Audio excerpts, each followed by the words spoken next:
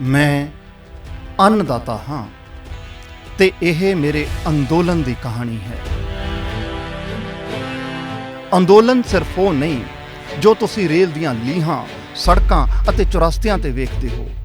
अंदोलन ओहो जिसनूं मैं अपने अंदर जिउंदा हाँ। हर उस पल च जदों मेरी जमीन, मेरी फसल, मेरी होंद खतरे च हुंदी है। खतरे सिर्फ कुदरत दे पैदा कीते नहीं, सगों वो खतरे भी जिन्हां दा ताना बाना सियासत बुणदी है। कुछ अजिही कोशिश की देश की सरकार ने 3 खेती कानून लिया के। ये वो दौर सी जदों दुनियावी पद्धर ते फैली महामारी लोकां दी जान लै रही सी ते उच्चियां इमारतां च बैठे सरकारी अधिकारी फाइलां तैयार कर रहे सी, कागज़ काले कर रहे सी उस फरमान नूं तैयार करन लई जिस दे पिछे उन्हां मेरी भलाई नूं मकसद करारिया सी। पर असलीयत कुछ होर सी। देश ही नहीं दुनिया दियां वड्डियां दुकानां नूं चलाउण वाले शाहूकारां दे हत्थ साडियां जमीनां दे परनोट देण दी साजिश घड़ी जा रही सी। हालात काबू तो बाहर हुंदे इस तो पहलां ही मेरे वर्गे होर अन्नदातिਆਂ नूं मत्तां देण वाले साडे ही कुछ सियाणे जाग पए ते नाल ही शुरुआत कीती सानू जगाउण दी। 5 पाणियां दे धरती दे जायां ने अपने हक पछाण लए ते वेख्या कि कोझियां चालां चल रही सियासत सानू मकाउण दी तैयारी च है। टाकरा वजारत नाल सी। विरोध पंजाब तो शुरू होया, दिनों दिन भखदा गया, कारवां वधदा गया ते फिर वो वक्त भी आया जदों ऐलान हो गया कि दिल्ली दी हिक ते जाके गोडा धरना पैना है, नहीं तो आउण वालियां नस्लां ते फसलां दोवें बर्बाद हो जाणगियां। फिर की सी, असीं चाले पा दित्ते।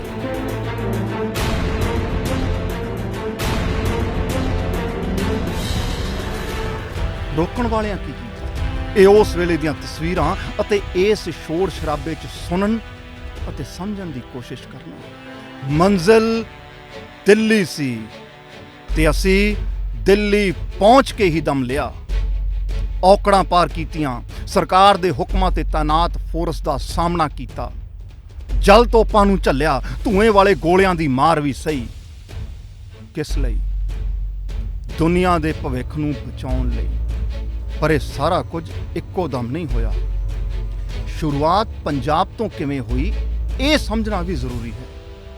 सानू ये समझ आ गया सी कि जेकर 3 खेती कानून अमली जामा धार गए तो सिर्फ साडियां जमीनां जां मंडियां नहीं सगों पूरे सिस्टम ते मार पएगी। समझ स्पष्ट सी अते राह तैयार। असीं सिर्फ तुरना सी।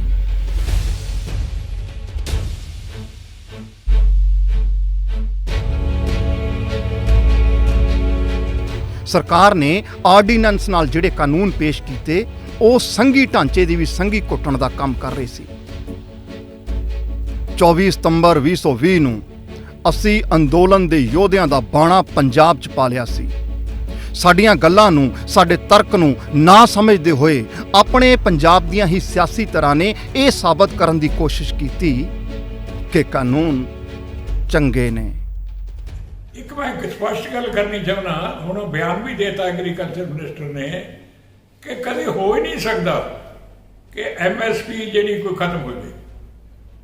वो तो लैटर भी श्रोमणी अकाली दल ने ले लिया ते कदे मोदी साहब नाल होर सारे नाल भी बड़े इस चीज़ ते हैं कि किसानी नूं जिंदा रखण वास्ते, किसानी नूं मजबूत करने वास्ते ये MSP जी है ये कायम रखनी चाहिए है और यदि सारी फसल MSP के रेट से खरीदी जानी चाहिए है। सियासत दे बाबा बोर्ड कहे जाते सीनियर अकाली आगू का यह बयान साडे विरोध नूं दब ना सकिया। विरोध तिखा होया ते फिर वो दिन भी आया जदों देश की सब तो वड्डी पंचायत तो साडे नाल खड़े होण दे दावे करदियां दियां ये तस्वीरां भी सामने आईयां। मंत्री दा अहुदा छड्ड दिता गया। दिन सी 18 सितंबर 2020। इतिहासक 9 मास का रिश्ता ਤੋੜ ਦਿੱਤਾ ਗਿਆ। ਜਿਹੜੀ ਐਨਡੀਏ ਦੀ ਸਰਕਾਰ ਜਿਸ ਨੇ ਆ ਜਿਹੜੇ ਤਿੰਨੇ ਆਰਡੀਨੈਂਸ ਲਿਆਂਦੇ ਹੈ, ਜਿਹੜੇ ਆਪਣੇ ਪੰਜਾਬ ਵਿਰੋਧੀ ਹੈ, ਸਹੀ ਬਣੇ ਤੇ ਦੇਸ਼ ਦੇ ਕਿਸਾਨਾਂ ਦੇ ਵਿਰੋਧੀ ਹੈ, ਅਸੀਂ ਉਸ ਪਾਰਟੀ ਦੇ ਉਸ ਐਨਡੀਏ ਦਾ ਹਿੱਸਾ ਨਹੀਂ ਹੋ ਸਕਦੇ। ਇਹ ਸਿਰਫ ਤੇ ਸਿਰਫ ਸਿਆਸੀ ਬਿਆਨਬਾਜ਼ੀ ਸੀ ਤੇ ਇਸ ਦੀ ਸਾਡੇ ਲਈ ਕੋਈ ਅਹਿਮੀਅਤ ਨਹੀਂ ਸੀ, ਕਿਉਂਕਿ ਇਸ ਦੀ ਟਾਈਮਿੰਗ ਸਹੀ ਨਹੀਂ ਸੀ। ਜਦੋਂ ਅਸੀਂ ਗਲਤ ਕਹਿ ਰਹੇ ਸੀ ਤਾਂ ਗਲਤ ਲੱਗਿਆ ਨਹੀਂ, ਤੇ ਇਸ ਤੋਂ ਬਾਅਦ ਉਹਨਾਂ ਦਾ ਗਲਤ ਕਹਿਣਾ ਸਾਡੀ ਸਮਝ ਤੋਂ ਪਰੇ ਸੀ। ਸੋ ਐਲਾਨ ਹੋ ਗਿਆ ਦਿੱਲੀ ਕੂਚ ਦਾ। ਰਸਤੇ 'ਚ ਜੋ ਹੋਇਆ ਉਸਨੇ ਸਾਡੇ ਦਿਲਾਂ ਅੰਦਰ ਇੱਕ ਸਵਾਲ ਖੜਾ ਕੀਤਾ ਕਿ ਦੁਨੀਆ ਦੀ ਸਭ ਤੋਂ ਵੱਡੀ ਜਮਹੂਰੀਅਤ ਵਿੱਚ ਆਪਣੇ ਹੱਕਾਂ ਲਈ ਆਵਾਜ਼ ਚੁੱਕਣ ਦਾ ਕੀ ਇਹੋ ਸਿਲਾ ਮਿਲਦਾ ਹੈ? ਸਿਆਸਤ ਸਾਨੂੰ ਰੋਕਣ ਤੇ ਅੜੀ ਸੀ। ਹਰ ਪਾਸੇ ਪੁਲਿਸ ਅਤੇ ਸੁਰੱਖਿਆ ਦਸਤਿਆਂ ਦੀਆਂ ਨਫਰੀਆਂ ਖੜੀਆਂ ਸਨ। ਸਿਆਸੀ ਚਾਲਾਂ ਪੁੱਠੀਆਂ ਪੈ ਗਈਆਂ ਅਤੇ ਜਿਹੜੇ ਕਦੇ ਕਿਸਾਨਾਂ ਨੂੰ ਪਾਣੀਆਂ ਦੇ ਮੁੱਦੇ ਤੇ, ਕਦੇ ਰਾਜਧਾਨੀਆਂ ਦੇ ਮੁੱਦੇ ਤੇ ਸਾਡੇ ਨਾਲ ਲੜਾਉਣ ਦੀਆਂ ਕੋਸ਼ਿਸ਼ਾਂ ਹੁੰਦੀਆਂ ਸਨ, ਉਹੀ ਸਾਡੇ ਛੋਟੇ ਭਰਾ ਅੱਗੇ ਆਏ ਅਤੇ ਕੱਚੀਆਂ ਪੱਕੀਆਂ ਰੋਕਾਂ ਨੂੰ ਇੰਜ ਚੁੱਕ ਦਿੱਤਾ ਜਿਵੇਂ ਕੋਈ ਅੜਿੱਕਾ ਹੀ ਨਹੀਂ ਰਿਹਾ। ਪੰਜਾਬ ਦੇ ਨਾਲ ਹਰਿਆਣਾ ਖੜ ਗਿਆ ਤੇ ਸਿਆਸਤ ਦੇ ਮੱਥੇ ਤੇ ਬਹੁਤ ਵੱਡਾ ਸਵਾਲ ਜੜ ਗਿਆ। ਛੋਟਾ ਵੱਡਾ ਭਰਾ ਦੋਵੇਂ ਇਕੱਠੇ ਪਹੁੰਚ ਗਏ ਦਿੱਲੀ। ਉੱਥੇ ਪੁਲਿਸ ਨੇ ਰੋਕ ਦਿੱਤਾ ਤਾਂ ਟਰਾਲੀਆਂ ਜੋੜ ਕੇ ਬਣਾ ਦਿੱਤਾ ਮੰਚ ਤੇ ਸ਼ੁਰੂ ਹੋ ਗਿਆ ਅੰਦੋਲਨ। 2-4 ਦਿਨ ਹੀ ਲੰਘੇ ਸਨ ਕਿ ਸਰਕਾਰ ਨੇ ਮੀਟਿੰਗ ਲਈ ਸੱਦਾ ਭੇਜ ਦਿੱਤਾ। ਪ੍ਰੈਸ਼ਰ ਪੈਣਾ ਸ਼ੁਰੂ ਹੋ ਗਿਆ ਸੀ, ਸਾਡੇ ਤੇ ਨਹੀਂ, ਸਰਕਾਰ ਤੇ। ਸ਼ੁਰੂ ਹੋਏ ਮੀਟਿੰਗਾਂ ਦੇ ਦੌਰ, ਇੱਕ ਇੱਕ ਕਰਕੇ 11 ਮੀਟਿੰਗਾਂ। ਇੱਕ ਗੈਰ ਰਸਮੀ ਮੀਟਿੰਗ ਵੀ, ਸਾਰੀਆਂ ਬੇਸਿੱਟਾ ਰਹੀਆਂ ਇਹ ਕਿਹਾ ਜਾਂਦਾ ਹੈ, ਪਰ ਬਿਲਕੁਲ ਵੀ ਬੇਸਿੱਟਾ ਨਹੀਂ ਸਨ ਇਹ ਮੀਟਿੰਗਾਂ। ਇਹਨਾਂ ਮੀਟਿੰਗਾਂ 'ਚ ਹੀ ਕਿਸਾਨਾਂ ਨੇ ਹਾਕਮਾਂ ਨੂੰ ਦੱਸ ਦਿੱਤਾ ਕਿ ਲੰਗਰ ਦਾ ਪ੍ਰਸ਼ਾਦਾ ਸਰਕਾਰੀ ਬੁਫੇ ਨਾਲੋਂ ਕਿਤੇ ਵੱਧ ਸਵਾਦ ਅਤੇ ਪਿਆਰ ਵੰਡਦਾ ਹੈ। ਇਹਨਾਂ ਮੀਟਿੰਗਾਂ 'ਚ ਹੀ ਕਿਸਾਨਾਂ ਨੇ ਹਾਕਮਾਂ ਨੂੰ ਸਵਾਲ ਖੜਾ ਕਰ ਦਿੱਤਾ ਕਿ ਜਿਹੜੇ ਕਾਨੂੰਨ ਤੁਸੀਂ ਲੈ ਕੇ ਆਏ ਹੋ ਉਹਨਾਂ 'ਚ 1-2 ਖਾਮੀਆਂ ਨਹੀਂ, ਬਲਕਿ ਉਹ ਖਾਮੀਆਂ ਦਾ ਪੁਲਿੰਦਾ ਨੇ। ਇੱਕ ਨੁਕਤੇ ਨੂੰ ਕਿਸਾਨਾਂ ਨੇ ਸਪਸ਼ਟ ਕਰ ਦਿੱਤਾ। ਸੋਧ ਲਈ ਸਰਕਾਰ ਤਿਆਰ ਹੋਈ, ਪਰ ਕਿਸਾਨਾਂ ਨੇ ਸਿੱਧੀ ਮੰਗ ਕੀਤੀ, ਸੋਧ ਨਹੀਂ, ਕਾਨੂੰਨ ਰੱਦ ਕਰੋ। 14 ਅਕਤੂਬਰ 2020 ਤੋਂ ਸ਼ੁਰੂ ਹੋਈਆਂ ਮੀਟਿੰਗਾਂ ਜਨਵਰੀ 2021 ਤੱਕ ਚੱਲੀਆਂ। ਆਖਰੀ ਮੀਟਿੰਗ ਤੱਕ ਪਹੁੰਚਦਿਆਂ ਹੋਇਆਂ ਪਾਰਾ ਇਸ ਹੱਦ ਤੱਕ ਭਖ ਚੁੱਕਿਆ ਸੀ, ਇਹ ਸਾਹਮਣੇ ਆਇਆ ਬਲਬੀਰ ਸਿੰਘ ਰਾਜੇਵਾਲ ਦੀ ਆਵਾਜ਼ 'ਚੋਂ। ਇਹ ਆਵਾਜ਼ ਭਾਵੇਂ ਇੱਕ ਸ਼ਖਸ ਦੀ ਸੀ, ਪਰ ਇਸ 'ਚ ਭਾਵਨਾਵਾਂ ਸਾਰੀਆਂ ਸਿਆਸੀ ਤਰ੍ਹਾਂ ਦੀਆਂ ਸਨ। ਸੁਣੋ। आप इस जिद पे अड़े हैं, ये तो एस्टैब्लिश्ड फैक्ट है कि आप एग्रीकल्चर सेक्टर में बिल्कुल दखल नहीं दे सकते, लेकिन आप अपने जॉइंट सेक्रेटरी को लगा दोगे, फिर सेक्रेटरी को लगा दोगे, वो कोई ना कोई लॉजिक देते रहेंगे। मेरे पास भी लिस्ट है, लेकिन हमने वो बहस नहीं करनी है इस वक्त। मेरे पास भी लिस्ट है कितने केसेस में सुप्रीम कोर्ट ने फुल बेंच ने फैसला दिया कि आप नहीं इंटरफियर कर सकते इसमें। फिर भी आपका फैसला है, क्योंकि आप सरकार है, इसलिए लोगों की बात शायद कम लगती है आपको, क्योंकि जिसके पास ताकत है उसकी बात ज्यादा होती है ना। तो इतने दिनों से बार बार इतनी चर्चा हो रही है, आप जिस तरह से आज आपका मूड मुझे लगता है कि आप इस बात को निपटाने का आपका मन नहीं है। Why waste time? We will sit over here, जानेंगे आप साफ जवाब देके जब भेज देंगे हम उठ के चले जाएंगे। तो बातें ਇਹ ਆਵਾਜ਼ ਤਲਖ ਕਿਉਂ ਹੋਈ? ਕਿਉਂ ਦਿੱਲੀ ਦੀਆਂ ਬਰੂਹਾਂ ਤੇ ਤਕਰੀਬਨ 3 ਮਹੀਨੇ ਤੋਂ ਬੈਠੇ ਕਿਸਾਨਾਂ ਨੂੰ ਸਿੱਧੇ ਹਾਂ ਜਾਂ ਨਾ ਵਾਲਾ ਜਵਾਬ ਮੰਗਣ ਲਈ ਮਜਬੂਰ ਹੋਣਾ ਪਿਆ? ਇਹ ਵੀ ਸਮਝੋ। ਸਰਕਾਰ ਕਹੇ ਵੀ ਅਸੀਂ ਰਿਪੀਲ ਕਰਨ ਲਈ ਤਿਆਰ ਹਾਂ, ਅਸੀਂ ਚੱਲ ਜਾਵਾਂਗੇ, ਅਸੀਂ ਹਾਰ ਪਾ ਦਾਂਗੇ ਉਹਨਾਂ ਦੇ ਗਲਾਂ 'ਚ। ਸਾਡੇ ਦੇਸ਼ ਦੇ ਲੋਕ ਹਜੇ ਵੀ ਭੁੱਖੇ ਸੌਂਦੇ ਆ, ਸੜਕਾਂ ਤੇ ਰੁਲਦੇ ਫਿਰਦੇ ਨੇ, ਉਹਨਾਂ ਨੂੰ ਰੋਟੀ ਦੇਤੀ ਸਰਕਾਰ ਨੇ। ਫਿਰ ਤੁਸੀਂ ਇਹ ਕਾਨੂੰਨ ਲੈ ਕੇ ਕਿਉਂ ਆਏ? ਤੁਸੀਂ ਇਹ ਸਵਾਲ ਖੜਾ ਕੀਤਾ ਉੱਥੇ ਅੰਦਰ? ਤਾਂ ਬਥੇਰਾ ਕੀਤਾ, ਬਹੁਤ ਵਾਰ।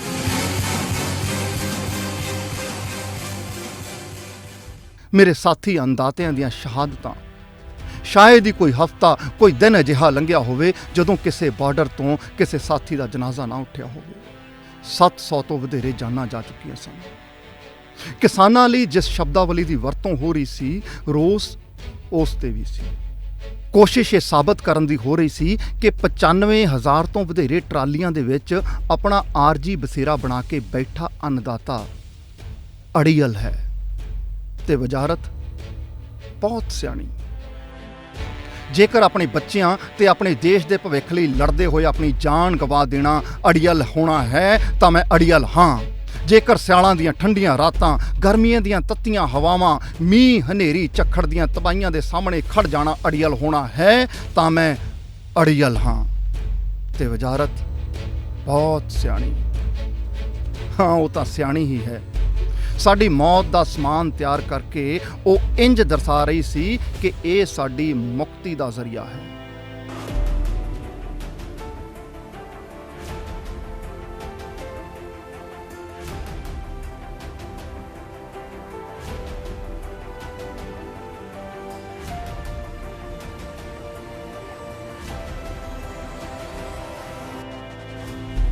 ਇਹਨਾਂ ਕੋਸ਼ਿਸ਼ਾਂ ਨੇ ਹੀ ਸਾਨੂੰ ਉਹ ਸਭ ਸਿਖਾ ਦਿੱਤਾ ਜਿਸ ਨੂੰ ਅਸੀਂ ਕਦੇ ਕਿਸੇ ਹੋਰ ਦੁਨੀਆ ਵਾਂਗ ਵੇਖਦੇ ਸੀ। ਮੋਦੀ ਨਾਲ ਸਾਡੀ ਵੀਰੇ ਕੋਈ ਲੜਾਈ ਨਹੀਂ। ਸਾਡੀ ਇਹ ਲੜਾਈ ਆ ਵੀ ਸਾਡੇ ਬੱਚਿਆਂ ਦੀਆਂ ਜ਼ਮੀਨਾਂ ਖੋਹਦੇ ਨੇ, ਅਸੀਂ ਫੇਰ ਮਗਰੋਂ ਕੀ ਕਰਨਾ ਜੇ ਸਾਡੇ ਬੱਚਿਆਂ ਦਾ ਕੁਛ ਰਿਹਾ ਨਾ। ਹੁਣ ਉਹਦੀ ਮਰਜ਼ੀ ਆ, ਚਾਹੇ ਤਾਂ ਕਾਨੂੰਨ ਵਾਪਸ ਲੈ ਲਵੇ, ਚਾਹੇ ਸਾਡੇ ਨਾਲ ਹੁਣ ਜਿਵੇਂ ਲੜਾਈ ਕਰਨੀਆਂ ਕਰ ਲਵੇ। ਅਸੀਂ ਪਰ ਇੱਥੋਂ ਵਾਪਸ ਨਹੀਂ ਜਾਂਦੇ, ਚਾਹੇ ਕਿ ਸਾਨੂੰ ਕੁਛ ਮਰਜ਼ੀ ਕਰਦੇ ਹੁਣ। ਅਸੀਂ ਇਕੱਲੇ ਟਰੈਕਟਰ ਵਾਲੇ ਨਹੀਂ, ਟਵਿੱਟਰ ਵਾਲੇ ਵੀ ਹੋ ਗਏ। ਟਰਾਲੀਆਂ 'ਚ ਬੈਠੇ ਕਿਸਾਨਾਂ ਦੀਆਂ ਗੱਲਾਂ ਟਰਾਲੀ ਟਾਈਮਜ਼ ਦੇ ਵਿੱਚ ਛਪਣ ਲੱਗੀਆਂ ਤੇ ਮਦਦ ਦਾ ਸਿਲਸਿਲਾ ਸਾਡੇ ਕਾਰਵਾਂ ਤੋਂ ਵੀ ਵੱਧ ਲੰਬਾ ਹੁੰਦਾ ਗਿਆ। ਦੇਸ਼ ਹੀ ਨਹੀਂ, ਵਿਦੇਸ਼ਾਂ ਤੋਂ ਵੀ ਹਰ ਕਿਸੇ ਦੀ ਫਿਕਰ ਅਤੇ ਜ਼ਿਕਰ ਦੇ ਵਿੱਚ ਅੰਨਦਾਤਾ ਸ਼ਾਮਲ ਸੀ। ਅਫਸੋਸ ਇੱਕੋ ਗੱਲ ਦਾ ਹੁੰਦਾ ਹੈ ਕਿ ਆਪਣੇ ਦੇਸ਼ 'ਚ ਅੰਨਦਾਤਿਆਂ ਦੇ ਨਾਂ ਤੇ ਬਹਿਸ ਕਰਨ ਵਾਲੇ ਇਸ ਸ਼ਬਦ ਦੇ ਮਾਇਨੇ ਕਿਉਂ ਨਹੀਂ ਸਮਝ ਸਕੇ। ਅੰਨਦਾਤਾ, ਅੰਨ ਯਾਨੀ ਰੱਬ, ਭੁੱਖੇ ਲਈ ਤੇ ਭੁੱਖੇ ਦੇ ਢਿੱਡ ਭਰਨ ਵਾਲੇ। ਇਸ ਅੰਨ ਨੂੰ ਉਪਜਾਉਣ ਵਾਲੇ ਅਸੀਂ, ਯਾਨੀ ਮੈਂ ਤੇ ਮੇਰੇ ਸਾਥੀ, ਜੋ ਸੋਚ ਰਹੇ ਸਨ ਕਿ ਪੂਰੇ ਦੇਸ਼ ਅਤੇ ਦੁਨੀਆ ਨੂੰ ਸਰਕਾਰਾਂ ਤੇ ਵੱਡੇ ਸ਼ਾਹੂਕਾਰਾਂ ਦੀ ਇਸ ਸਾਜ਼ਿਸ਼ ਤੋਂ ਕਿਵੇਂ ਬਚਾਈਏ।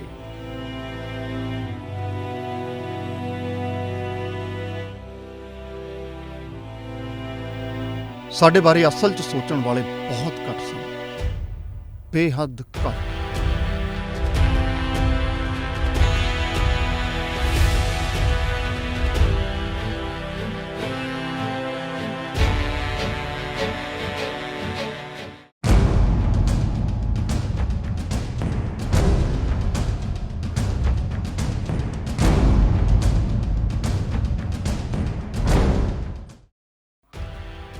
ਤਿੰਨ 378 ਦਿਨਾਂ ਦੀ ਇਸ ਲੜਾਈ 'ਚ ਸਿਰਫ ਨਾਅਰੇਬਾਜ਼ੀ ਅਤੇ ਤਕਰੀਰਾਂ ਨਹੀਂ ਹੋਈਆਂ।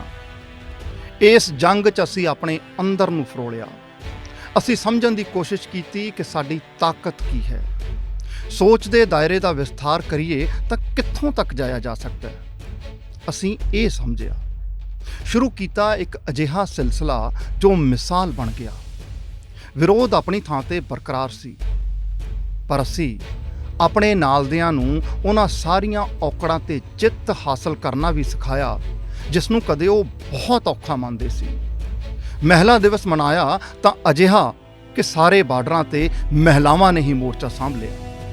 ਸਾਡੇ ਮੋਰਚਿਆਂ 'ਚ ਬਜ਼ੁਰਗਾਂ ਨੂੰ ਕੋਈ ਭਗਤ ਸਿੰਘ ਬਾਰੇ ਪੜ੍ਹਦੇ ਹੋਏ ਵੇਖਦਾ ਤਾਂ ਹੈਰਾਨ ਹੋ ਕੇ ਤਸਵੀਰਾਂ ਖਿੱਚਣ ਲੱਗ ਜਾਂਦਾ।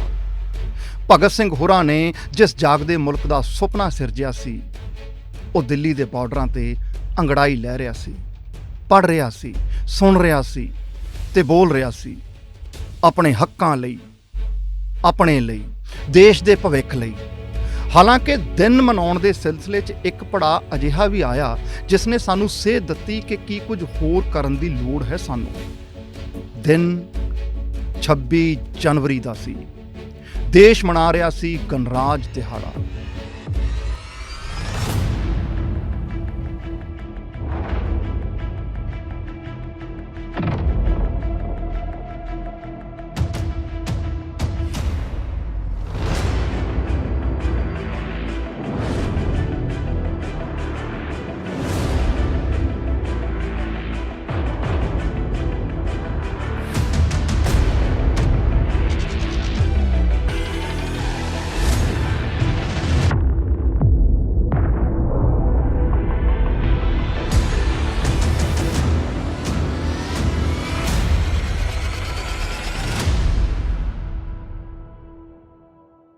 ਅਸੀਂ ਵੀ ਪਹਿਲਾਂ ਹੀ ਐਲਾਨ ਕਰ ਦਿੱਤਾ ਸੀ ਕਿ ਟਰੈਕਟਰ ਪਰੇਡ ਕੱਢਾਂਗੇ। ਅਸੀਂ ਸੋਚ ਰਹੇ ਸੀ ਕਿ ਕਿਸਾਨਾਂ ਦੀਆਂ ਅਸਲ ਦਿੱਕਤਾਂ ਨਾਲ ਦੇਸ਼ ਨੂੰ ਰੂਬਰੂ ਕਰਾਉਣ ਦਾ ਇਹ ਸ਼ਾਨਦਾਰ ਮੌਕਾ ਹੈ। ਅੰਦੋਲਨ ਸ਼ਾਂਤਮਈ ਰਿਹਾ ਹੈ ਅਤੇ ਇਸੇ ਤਰੀਕੇ ਇਸ ਨੂੰ ਸ਼ਾਂਤਮਈ ਰੱਖਦੇ ਹੋਏ ਅਸੀਂ ਅੱਗੇ ਵਧਾਂਗੇ ਤੇ ਦੇਸ਼ ਨੂੰ ਵੀ ਇਹ ਦੱਸਾਂਗੇ ਕਿ ਇਹ ਮਿਹਨਤਕਸ਼ ਕੌਮ ਐਵੇਂ ਹੀ ਦਿੱਲੀ ਦੇ ਬਾਰਡਰਾਂ ਤੇ ਨਹੀਂ ਬੈਠੀ। ਪਰ ਸਾਡੀ ਸੋਚ ਤੇ ਪਾਣੀ ਫੇਰਨ ਦੀ ਤਿਆਰੀ ਕਰ ਰਹੀ ਸੀ ਸਿਆਸਤ। ਪਤਾ ਉਸ ਵੇਲੇ ਲੱਗਿਆ ਜਦੋਂ ਤੈਅ ਕੀਤੇ ਹੋਏ ਰਾਹ ਤੋਂ ਸਾਡੇ ਸਾਥੀ ਕਿਤੇ ਹੋਰ ਪਹੁੰਚ ਗਏ। ਕੁਝ ਇੰਨੇ ਭਾਵੁਕ ਹੋਏ ਕਿ ਦਿੱਲੀ ਫਤਿਹ ਕਰਨ ਦਾ ਮਤਲਬ ਲਾਲ ਕਿਲੇ ਤੇ ਨਿਸ਼ਾਨ ਸਾਹਿਬ ਫਹਿਰਾਉਣ ਨੂੰ ਹੀ ਸਮਝ ਲਿਆ। ਨਤੀਜਾ ਇਹ ਹੋਇਆ ਕਿ ਅੰਦੋਲਨ ਨੂੰ ਬਦਨਾਮ ਕਰਨ ਦਾ ਇੱਕ ਮੌਕਾ ਦੇਸ਼ ਦੇ ਕਥਿਤ ਕੌਮੀ ਮੀਡੀਆ ਦੇ ਇੱਕ ਵੱਡੇ ਹਿੱਸੇ ਦੇ ਹੱਥ ਲੱਗ ਗਿਆ। ਇਸ ਵਿਚਾਲੇ ਉਹਨਾਂ ਲੋਕਾਂ ਦੀਆਂ ਤਸਵੀਰਾਂ ਵੀ ਸਾਹਮਣੇ ਆਈਆਂ ਜੋ ਸਾਡੇ ਆਪਣਾ ਹੋਣ ਦਾ ਦਮ ਤਾਂ ਭਰਦੇ ਸਨ, ਪਰ ਲਾਲ ਕਿਲੇ ਵਾਲੀ ਘਟਨਾ ਤੋਂ ਬਾਅਦ ਮੋਟਰਸਾਈਕਲ ਤੇ ਭੱਜਦੇ ਹੋਏ ਨਜ਼ਰ ਆਏ ਤੇ ਮੁੜ ਕੇ ਫੇਸਬੁੱਕ ਤੇ ਲਾਈਵ ਹੋ ਕੇ ਆਪਣੀਆਂ ਸਫਾਈਆਂ ਪੇਸ਼ ਕਰਦੇ ਹੋਏ ਵੀ। ਇਸ ਘਟਨਾ ਨੇ ਸਾਡੇ ਦਿਲਾਂ ਦੇ ਅੰਦਰ ਕਿਤੇ ਨਾ ਕਿਤੇ ਸੰਸੇ ਪੈਦਾ ਕਰ ਦਿੱਤੇ ਕਿ ਸਾਡੇ ਨਾਲ ਇਹ ਬਣਿਆ ਕੀ।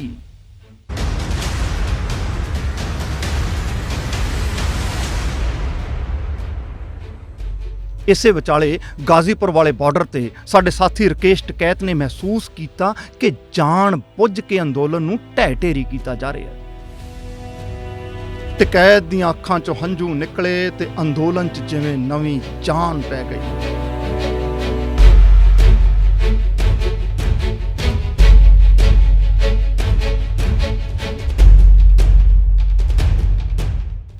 ਹਰ ਸੂਬੇ ਤੋਂ ਕਿਸਾਨਾਂ ਨੇ ਮਿੱਥ ਲਿਆ ਕਿ ਹਰ ਹਾਲ ਅੰਦੋਲਨ ਨੂੰ ਜਿਉਂਦਾ ਰੱਖਣਾ ਹੈ, ਕਿਸੇ ਵੀ ਕੀਮਤ ਤੇ ਕੁਝ ਵੀ ਕਰਨਾ ਪਵੇ। ਇਸੇ ਵਿਚਾਲੇ 8 ਫਰਵਰੀ ਨੂੰ ਲਾਲ ਕਿਲੇ ਹੰਗਾਮੇ ਦਾ ਮੁਲਜ਼ਮ ਦੀਪ ਸਿੱਧੂ ਗ੍ਰਿਫਤਾਰ ਹੋ ਗਿਆ। ਪਰ ਕਿਸਾਨ ਅੰਦੋਲਨ ਅਤੇ ਵਜ਼ਾਰਤ ਵਿਚਾਲੇ ਜਿਹੜਾ ਪਾੜਾ ਸਿਰਜਿਆ ਗਿਆ ਸੀ ਉਹ ਬਰਕਰਾਰ ਰਿਹਾ। जब बंटवारा हुआ सबसे ज्यादा भुगतना पड़ा पंजाब, सबसे ज्यादा आंसू बहे पंजाब। ये देश हर सिख के लिए गर्व करता है। देश के लिए क्या कुछ नहीं किया है इन्होंने। मुझे पंजाब की रोटी खाने का अवसर मिला है, मैं जिंदगी में नहीं। ਇਸ ਦਾ ਅਸਰ ਉਹਨਾਂ ਲੋਕਾਂ ਤੇ ਵੀ ਪਿਆ ਜੋ ਸਾਡੀ ਮਦਦ ਕਰਨਾ ਚਾਹੁੰਦੇ ਸਨ। ਫਿਰ ਭਾਵੇਂ ਆਜ਼ਾਦ ਪੱਤਰਕਾਰ ਸਨ, ਐਕਟਿਵਿਸਟ ਦਿਸ਼ਾ ਰਵੀ, ਨੌਦੀਪ ਕੌਰ, ਮਨਦੀਪ ਪੂਨੀਆ ਵਰਗੇ ਜਵਾਨ ਬੱਚਿਆਂ ਦੀ ਗ੍ਰਿਫਤਾਰੀ ਨੇ ਇਸ ਗੱਲ ਨੂੰ ਸਾਬਿਤ ਕਰ ਦਿੱਤਾ ਕਿ ਦੇਸ਼ ਦਾ ਸਿਆਸੀ ਸਿਸਟਮ ਇਸ ਅੰਦੋਲਨ ਦੀ ਹਮਾਇਤ ਦੇ ਵਿੱਚ ਸਵਾਲ ਚੁੱਕਣ ਵਾਲਿਆਂ ਨੂੰ ਆਜ਼ਾਦ ਵੇਖ ਕੇ ਡਰਦਾ ਹੈ। ਸਿਰਫ ਪੱਤਰਕਾਰ ਤੇ ਐਕਟਿਵਿਸਟ ਹੀ ਨਹੀਂ, ਸਗੋਂ ਕਲਾਕਾਰ ਵੀ ਇਸ ਅੰਦੋਲਨ ਦੀ ਹਮਾਇਤ ਅਤੇ ਵਿਰੋਧ ਦੇ ਵਿੱਚ ਨਿਤਰੇ। ਤੈਨੂੰ ਦਿੱਲੀ ਚੁਬਣ ਕਾ ਤੋਂ ਜੱਫੀਆਂ, ਛੋਟਾ ਭਾਈ ਜੇ ਵੱਡੇ ਦੇ ਗਾਲੇ ਲੱਗਿਆ। ਤੈਨੂੰ ਦਿੱਲੀ ਚੁਬਣ ਕਾ ਤੋਂ ਜੱਫੀਆਂ, ਛੋਟਾ ਭਾਈ ਜੇ ਵੱਡੇ ਦੇ ਗਾਲੇ ਲੱਗਿਆ।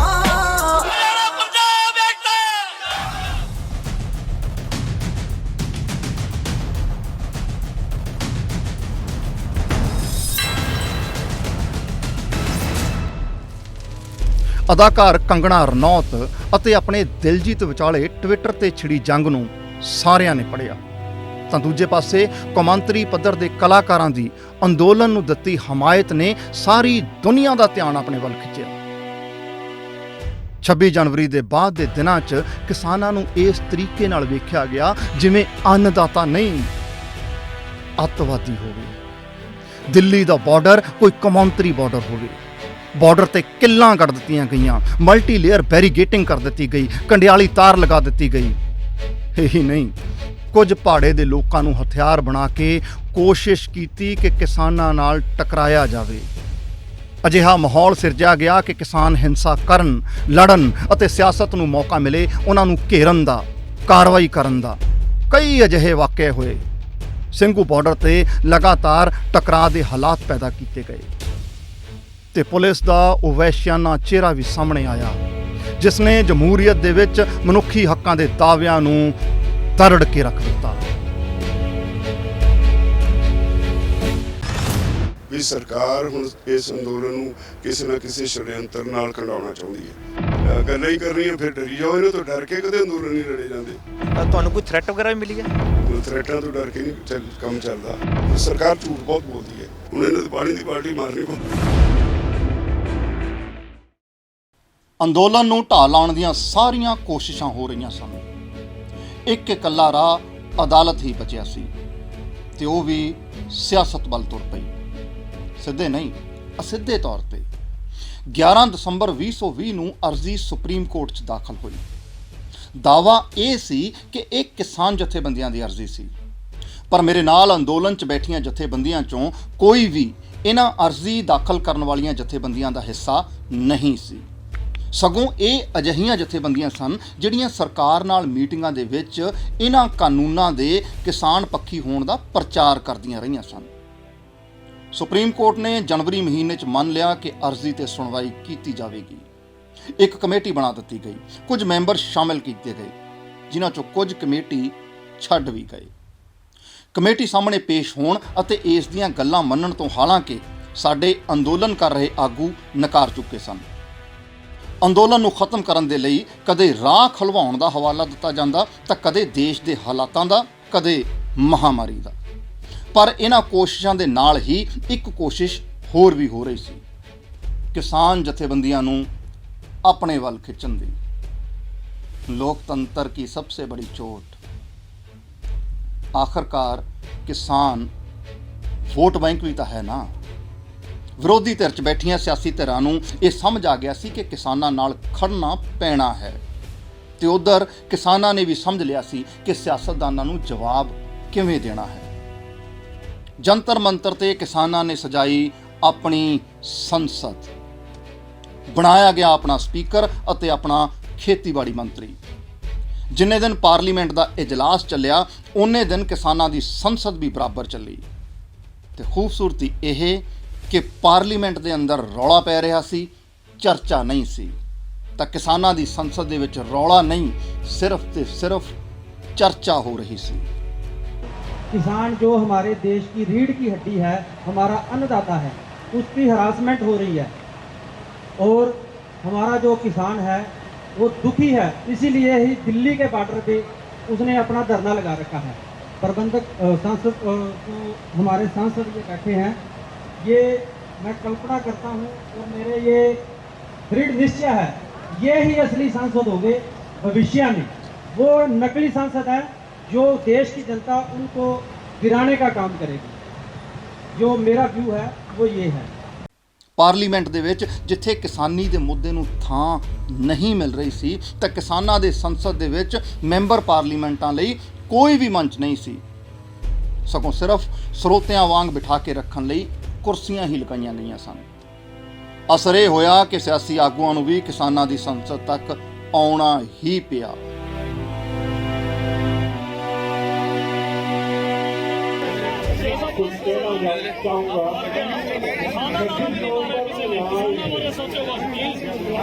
देखो कितना टाइम हो गया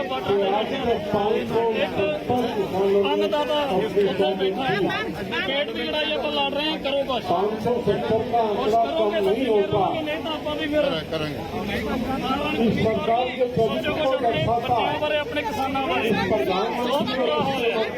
पेट की लड़ाई घर भर छड़ के बाहर सारे बैठे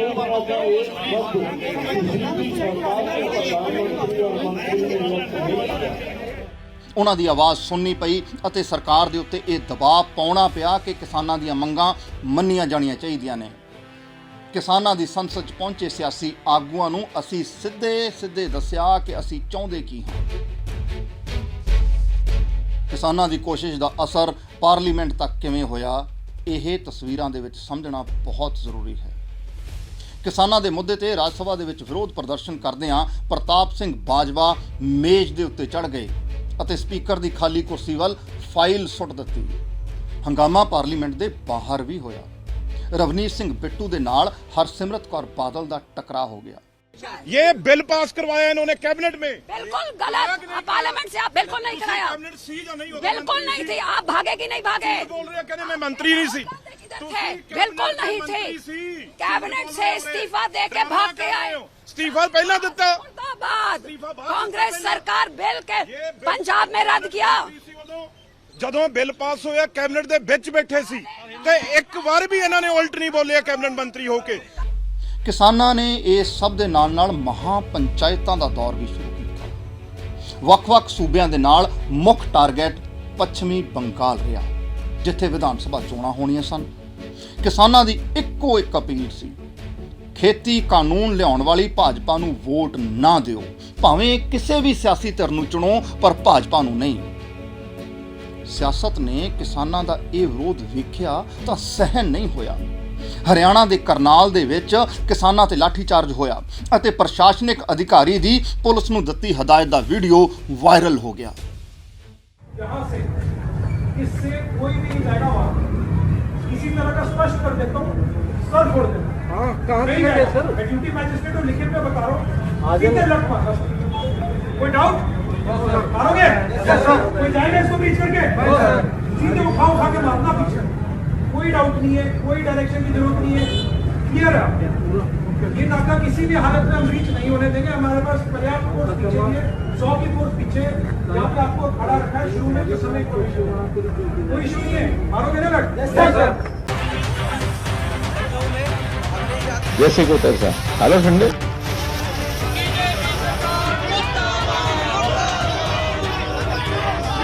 टुडे हम उनको कहेंगे ਪ੍ਰਧਾਨਮੰਤਰੀ ਨੂੰ ਸੁਣਨੀ ਚਾਹੀਦੀ ਆਵਾਜ਼। और ये किसानों को फसाना चाहते हैं।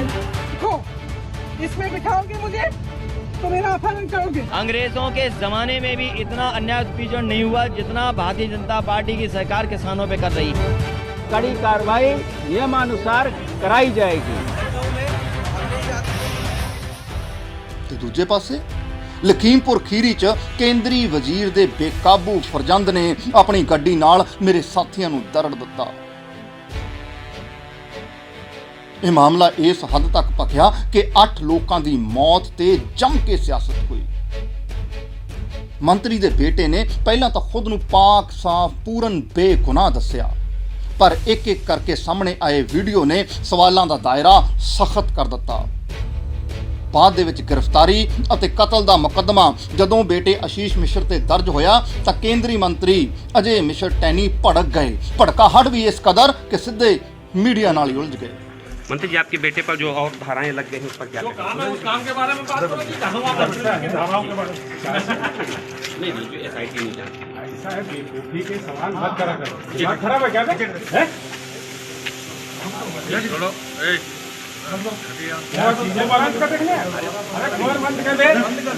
इन्हां सारियां तस्वीरां दे दरमियान ਸਿੰਘੂ ਬਾਰਡਰ ਤੋਂ एक होर तस्वीर सामने आई जिस ने हर एक नूं हैरान ਅਤੇ परेशान कर दिता। कथित बेअदबी ਦੇ ਇਲਜ਼ਾਮ ਦੇ ਵਿੱਚ ਇੱਕ ਸ਼ਖਸ ਨੂੰ ਫੜਨਾ, ਕਤਲ ਕਰਨਾ ਅਤੇ ਕਤਲ ਦੀ ਜ਼ਿੰਮੇਵਾਰੀ ਲੈਣੀ। ਨਿਹੰਗ ਸਿੰਘਾਂ ਦੀ ਛਾਉਣੀ ਤੋਂ ਸਾਹਮਣੇ ਆਏ ਇਸ ਮਾਮਲੇ ਨੇ ਕਈ ਵੱਡੇ ਸਵਾਲ ਖੜੇ ਕਰ ਦਿੱਤੇ। पर इस पूरे मामले च मुलजम करारे गए निहंग सिंह दी केंद्री वजारत के मैंबरां नाल सामने आईयां तस्वीरां ने इस पूरे मामले के पिछे भी सियासी साजिश का इशारा सीधे तौर के उत्ते कर ही दिता।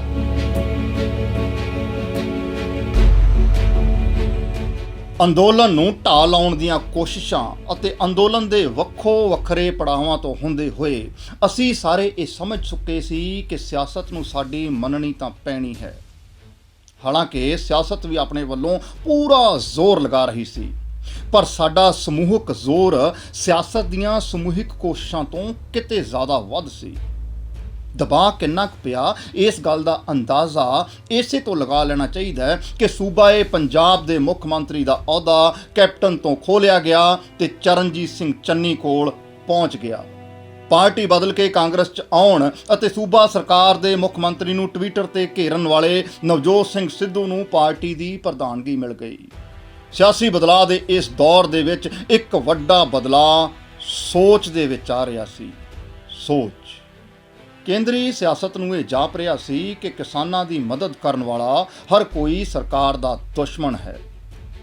NRI ਭਾਈਚਾਰੇ ਦਾ ਵੱਡਾ ਨਾਮ ਦਰਸ਼ਨ ਸਿੰਘ ਧਾਲੀਵਾਲ ਕਿਤੇ ਨਾ ਕਿਤੇ ਇਸੇ ਸਿਆਸੀ ਸੋਚ ਦੇ ਨਿਸ਼ਾਨੇ ਤੇ ਆ ਗਏ। ਉਹਨਾਂ ਨੂੰ ਦਿੱਲੀ ਹਵਾਈ ਅੱਡੇ ਤੋਂ ਵਾਪਸ ਭੇਜ ਦਿੱਤਾ ਗਿਆ, ਪੰਜਾਬ ਦੀ ਧਰਤੀ ਤੇ ਨਹੀਂ ਪਹੁੰਚਣ ਦਿੱਤਾ ਗਿਆ। ਕਿਸਾਨਾਂ ਦੀ ਮਦਦ ਕਰਨ ਵਾਲੇ ਅਤੇ ਵਿਦੇਸ਼ਾਂ ਦੇ ਵਿੱਚ ਵਸਦੇ ਪੰਜਾਬੀ ਕਲਾਕਾਰਾਂ ਤੇ ਵੀ ਵੱਖੋ ਵੱਖਰੇ ਤਰੀਕੇ ਦੇ ਨਾਲ ਕਾਰਵਾਈ ਜਾਰੀ ਸੀ। ਕਿਤੇ ED ਦੀ ਰੇਡ ਤੇ ਕਿਤੇ ਇਨਕਮ ਟੈਕਸ ਦਾ ਰੌਲਾ। ਇਹ ਸਭ ਚੱਲਦਾ ਰਿਹਾ ਤੇ ਨਾਲ ਹੀ ਵੱਧਦਾ ਰਿਹਾ ਕਿਸਾਨਾਂ ਦਾ ਸਰਕਾਰ ਦੇ ਉੱਤੇ ਪ੍ਰੈਸ਼ਰ। ਸਰਕਾਰ ਨੇ ਇੱਕ ਹੋਰ ਇਜਲਾਸ ਕਰਨ ਦਾ ਐਲਾਨ ਕੀਤਾ ਤਾਂ ਨਾਲੋਂ ਨਾਲ ਕਿਸਾਨਾਂ ਨੇ ਵੀ ਐਲਾਨ ਕਰ ਦਿੱਤਾ। ਐਤਕੀ ਇਜਲਾਸ ਦੌਰਾਨ ਰੋਜ਼ਾਨਾ ਕਿਸਾਨ ਟਰੈਕਟਰਾਂ ਤੇ ਸਵਾਰ ਹੋ ਕੇ ਪਾਰਲੀਮੈਂਟ ਵੱਲ ਕੂਚ ਕਰਨਗੇ। 26 ਜਨਵਰੀ ਦੀਆਂ ਤਸਵੀਰਾਂ ਸਰਕਾਰ ਨੂੰ ਵੀ ਚੇਤੇ ਸਨ।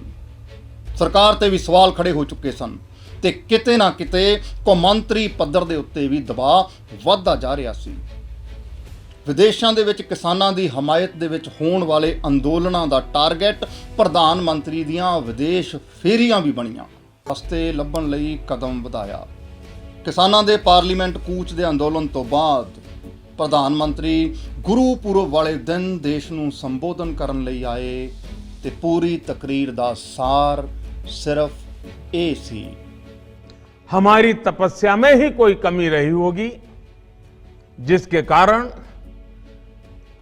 दिए के प्रकाश जैसा सत्य कुछ किसान भाइयों को हम समझा नहीं पाए। आज गुरु नानक देव जी का पवित्र प्रकाश पर्व है। ये समय किसी को भी दोष देने का नहीं है। आज मैं आपको, पूरे देश को ये बताने आया हूं कि हमने 3 कृषि कानूनों को वापस लेने का, रिपील करने का निर्णय लिया है। ऐलान हो गया कि खेती कानून वापस होणगे। सानू यकीन नहीं आ रहा सी कि अजिहा सचमुच हो सकता है, पर यह ऐलान तो हो चुकिया सी। साडे आगूआं ने ऐलान नूं दस्तावेजी शक्ल देण दी मंग रखी तो सरकार ने यह मंग भी मान लई। पार्लीमेंट दे इजलास शुरू होंदियां ही पहले ही दिन लोक सभा अते राज सभा दोवां दे विचों खेती कानून रद्द करन दा फैसला हो गया। विरोधी धिरां चर्चा दी मंग करदियां रहियां पर चर्चा नहीं हुई। ना कानून लागू करन वेले ते ना कानून वापस होण वेले चर्चा नहीं हुई। किसान आगुआं ने अंदोलन दी कामयाबी करारिया अते ऐलान कीता विजय दिवस दा। जित दे जुलूस दिल्ली दे वख-वख बार्डरां तो वख-वख सूबियां वल रवाना होए।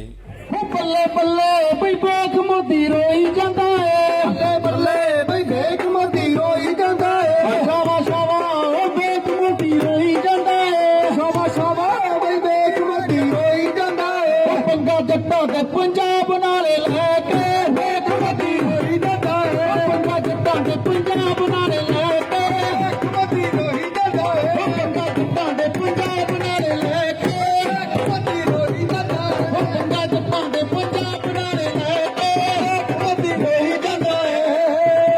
लोड़ी के है हर एक ते थां थां ते होया भरवां स्वागत। साढ़े 378 दिनां दे अंदोलन दौरान साढ़े सहाई बने दिल्ली दे स्थानक लोकां दियां अखां दे विच अथरू सन। एक मेरी आंटी है यहाँ पे, बहुत ही प्यारे हैं, बिल्कुल मासी की तरह प्यार देते हैं। तो हर कोई एकदम बिल्कुल प्यार दिल से जो होता है वो है यहाँ पे। तो कनेक्शंस बहुत ही ज़्यादा दिल से और प्यार से हैं हमारे। तीए मैंने बहुत सुना है वर्ड तीए। एक आंटी है थे, वो मैनू कहते ने लाडो रानी, तो बहुत चंगा लगता है इत्थे कि अन्नदाता साडे तो दूर जा रहा है। दिल्ली च रहन वाले कुछ दिलदार जो साडे दिलां नाल जुड़े सन, वो भी बेहद भावुक हुंदे नजर आए। कि जदों किसी नाल प्रेम पै जावे ना, कोई धागा तोड़ो या कोई चीज़ होवे, उहदा फिर तकलीफ तो हुंदी है। भावुक तो होवांगे जिन्ने हुण इन्ने इत्थे अटैचमेंट हो गई इन्हां नाल। हुण जिस दिन आउंदे नहीं प्रशादा बनाउण, सानूं लगदा है भी अज कुड़ियां वो पता नहीं क्यों नहीं आईआं। दिमाग 'च रहिंदी है गल प्रशादा बनाउंदे। इस अंदोलन दे विच जित मिलनी तय सी, जो कि मिली भी। सतगुरु जी आप जी दी अपार किरपा दा सदका समुचे किसानां दी वड्डी जिੱਤ होई है। महाराज सच्चे पातशाह जी जिस दे सदका आप जी दा कोटान कोटवार शुक्र है। धन्नवाद है महाराज सच्चे पातशाह जी। बोले सो निहाल। पंजाब परते तो आगूआं नूं सवाल होण लगे, हुण अगे की 1 साल का संघर्ष मंजिल तक पहुँच गया? की सिस्टम दे विच बदलाव आ गया? की मेरे लिए सब कुछ सुखाला हो गया? ਸੋ ਆਗੂਆਂ ਨੇ ਜਵਾਬ ਦੇਣ ਦੀ ਕੋਸ਼ਿਸ਼ ਕੀਤੀ ਇੱਕ ਵੱਖਰਾ ਐਲਾਨ ਕਰਕੇ, ਸੰਯੁਕਤ ਸਮਾਜ ਮੋਰਚਾ ਬਣਾ ਕੇ। ਮੇਰੇ ਆਗੂ ਸਿਆਸੀ ਐਂਟਰੀ ਲਈ ਤਿਆਰ ਨੇ, ਚਿਹਰਾ ਵੀ ਚੁਣਿਆ ਗਿਆ, ਨਿਰਪੱਖ ਤੇ ਬੇਦਾਗ। ਪਰ ਮੇਰੇ ਅੰਦਰ ਇੱਕ ਧੁਕ-ਧੁਕੀ ਜੀ ਹਾਲੇ ਵੀ ਚੱਲ ਰਹੀ ਹੈ ਕਿ ਸਾਨੂੰ ਅਸਲ 'ਚ ਸਿਆਸੀ ਐਂਟਰੀ ਦੀ ਲੋੜ ਹੈ। ਦਿੱਲੀ ਅੰਦੋਲਨ ਦੇ 378 ਦਿਨਾਂ 'ਚ ਮੈਨੂੰ ਕਦੇ ਵੀ ਅਜਿਹਾ ਨਹੀਂ ਜਾਪਿਆ ਕਿ ਮੈਂ ਗਲਤ ਜਾਂ ਸਹੀ ਬਾਰੇ ਸੋਚਾਂ, ਕਿਉਂ ਜੋ ਮੈਂ ਸਹੀ ਮੰਗ ਲਈ ਸਹੀ ਤਰੀਕੇ ਲੜਿਆ। ਪਰ ਇਸ ਐਲਾਨ ਤੋਂ ਬਾਅਦ ਮੈਨੂੰ ਲੱਗਣ ਲੱਗਿਆ ਹੈ ਸਹੀ ਗਲਤ ਬਾਰੇ ਸੋਚ ਲੈਣਾ ਚਾਹੀਦਾ ਹੈ ਕਿ ਉਹ ਸੌੜੀ ਸਿਆਸਤ ਜੋ ਸਾਨੂੰ ਪਾੜਨ ਨੂੰ, ਮਾਰਨ ਨੂੰ, ਡੋਬਣ ਨੂੰ ਫਿਰਦੀ ਹੈ, ਸਾਨੂੰ ਕਾਮਯਾਬ ਹੋਣ ਦੇਵੇਗੀ ਜਾਂ ਨਹੀਂ। ਕਿ ਸਾਡੇ ਚਿਹਰਿਆਂ ਦੀ ਚਮਕ ਵਿਖਾ ਕੇ ਕੋਈ ਆਪਣੀ ਸਿਆਸਤ ਚਮਕਾਉਣ ਦੇ ਚੱਕਰ 'ਚ ਤਾਂ ਨਹੀਂ। ਜੇਕਰ ਸਭ ਕੁਝ ਹੋ ਵੀ ਗਿਆ ਤਾਂ ਕਿ ਮੇਰਾ ਅੰਦੋਲਨ ਖਤਮ ਹੋ ਜਾਵੇਗਾ। ਉਹ ਅੰਦੋਲਨ ਜੋ ਆਪਣੀ ਜ਼ਮੀਨ, ਆਪਣੇ ਜ਼ਮੀਰ ਅਤੇ ਆਪਣੀ ਹੋਂਦ ਨੂੰ ਬਚਾਉਣ ਲਈ ਹੈ, ਜਿਸ ਲਈ ਹਰ ਦਿਨ ਇੱਕ ਨਵੀਂ ਜੰਗ ਹੈ, ਜਿਸ ਲਈ ਹਰ ਪਲ ਇੱਕ ਅੰਦੋਲਨ ਹੈ। ਮੋਰਚਾ ਮੁੱਕਿਆ ਨਹੀਂ, ਮੁਲਤਵੀ ਹੋਇਆ ਹੈ। ਛੁੱਟੀ ਤੇ ਭੇਜ ਰਹੇ ਆ, ਅੰਦੋਲਨ ਖਤਮ ਨਹੀਂ ਹੋਇਆ, ਅੰਦੋਲਨ ਵਾਪਸ ਨਹੀਂ ਲਿਆ, ਅੰਦੋਲਨ ਸਥਗਿਤ ਕੀਤਾ ਹੈ, ਸਸਪੈਂਡ ਕੀਤਾ ਹੈ। ਤੇ ਮੈਂ ਅੰਨਦਾਤਾ ਹਾਂ ਤੇ ਇਹ ਅੰਨਦਾਤਾ ਦਾ ਅੰਦੋਲਨ ਹੈ।